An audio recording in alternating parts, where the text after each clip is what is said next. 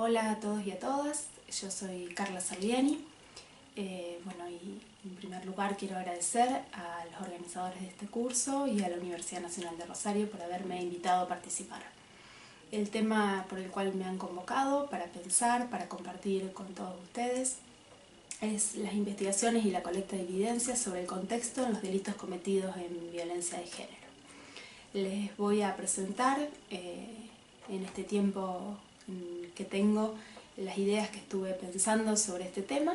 y que después vamos a poder intercambiar y discutir en el encuentro que tengamos por Zoom. Para empezar quería hablar sobre cuáles son los delitos cometidos en contexto de violencia de género. Y claramente son aquellos que se cometen ejerciendo violencia o haciendo uso de violencia,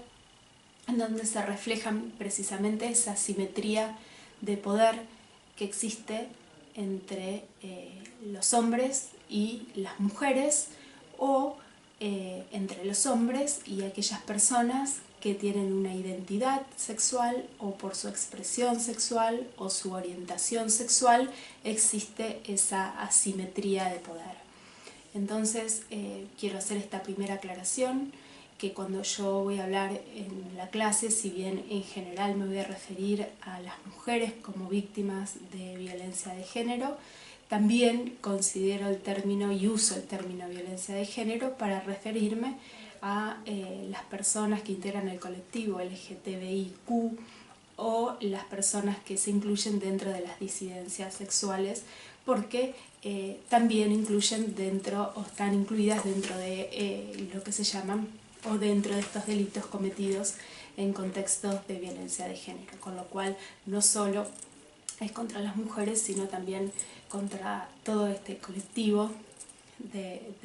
personas, y también por supuesto contra niñas y adolescentes. Este tipo de violencia que se dan en contextos de violencia de género suele frecuentemente producirse en determinados ámbitos y con frecuencia entre personas que tienen una vinculación previa entre sí. Mayormente se dan en ámbitos familiares o intrafamiliares y domésticos, y con personas que tienen un conocimiento previo entre sí y una vinculación previa entre sí, frecuentemente o mayormente. Pero esto no implica que no pueda haber hechos cometidos en contextos de violencias de género entre personas que no se conocen o que no tienen este vínculo previo. También esta es la segunda aclaración que quiero hacer, que si bien frecuentemente cuando hablamos o pensamos hechos en contextos de violencia de género, pensamos en los intrafamiliares, en los cometidos en contextos domésticos o personas que se conocen entre sí y que tienen una historia previa, puede haber hechos puntuales que se dan también en contextos de violencia de género. Para hacer una investigación adecuada, tienen que reflejarse en nuestras investigaciones con perspectiva de género estas desigualdades de poder que existen entre los autores de los hechos y las víctimas de estos hechos. Y estuve viendo las clases de mis compañeros y compañeras anteriores, de los docentes que han ido dictando en este curso, vi la que dictó Ileana Arduino y voy a retomar y simplemente referenciarme a su cuadro y a su teoría del caso con perspectiva de género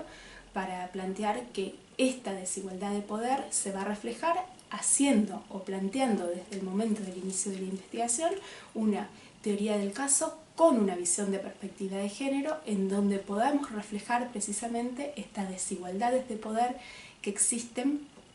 entre las personas involucradas en el conflicto, que da lugar al delito que se encuentra investigando. Pero además también deberíamos tener en cuenta, o debemos tener en cuenta al iniciar las investigaciones, que no invisibilizar dentro del colectivo de mujeres o de grupos de personas LGTBIQ, cuando estamos haciendo una investigación en contexto de violencia de género, las particularidades que pueden llegar a tener estas mujeres o estas niñas o estas adolescentes o estas personas integrantes de la comunidad LGTBIQ y hacer un análisis interseccional, es decir, tener en cuenta la edad, la raza, cuestiones que tienen que ver con las características particulares. Por ejemplo, no es lo mismo que sea una mujer que viva de una comunidad, de un pueblo originario, o que sea una mujer que viva en una ciudad, o que sea una mujer que viva en una zona rural, o que sea un delito cometido en cierta estructura delictiva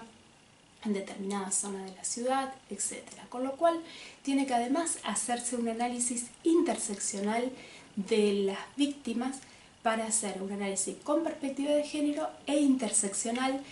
sin invisibilizar las particularidades de cada una de estas víctimas. Entonces, partiendo de este análisis con perspectiva de género, de una teoría del caso con perspectiva de género y teniendo en cuenta las particularidades de cada una de las víctimas, vamos a iniciar nuestra investigación. ¿Qué características tienen los delitos en contexto de violencia de género?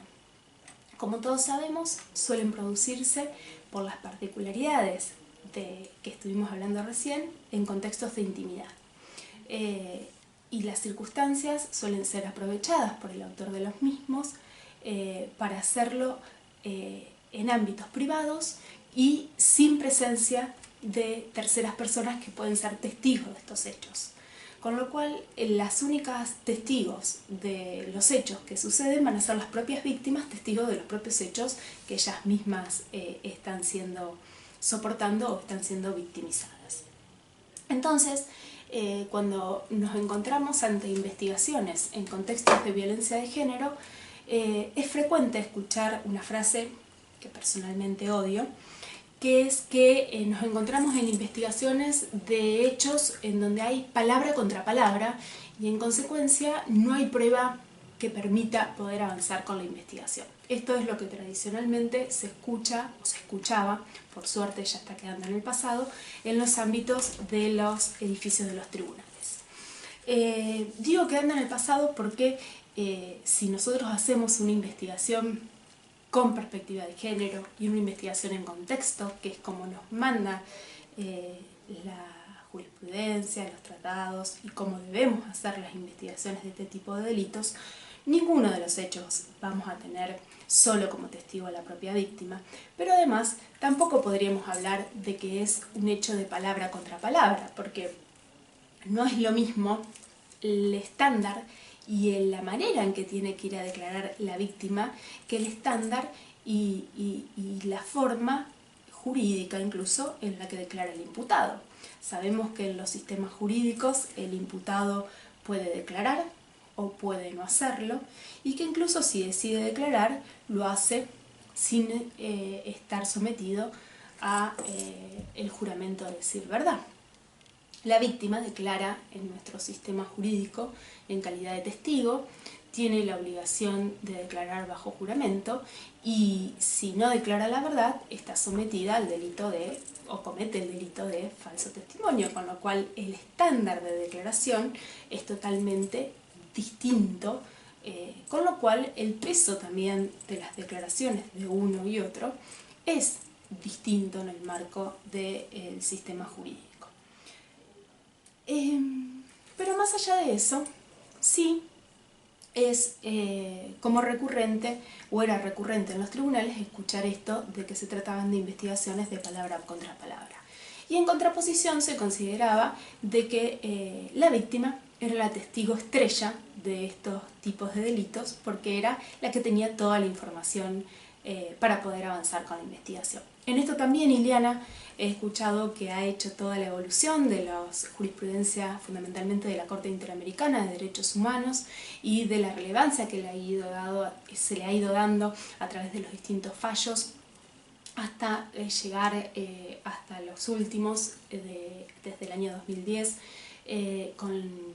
la importancia que se le tiene que dar a el relato de la víctima por las particulares circunstancias de victimización en ámbitos privados y sin presencia de terceras personas.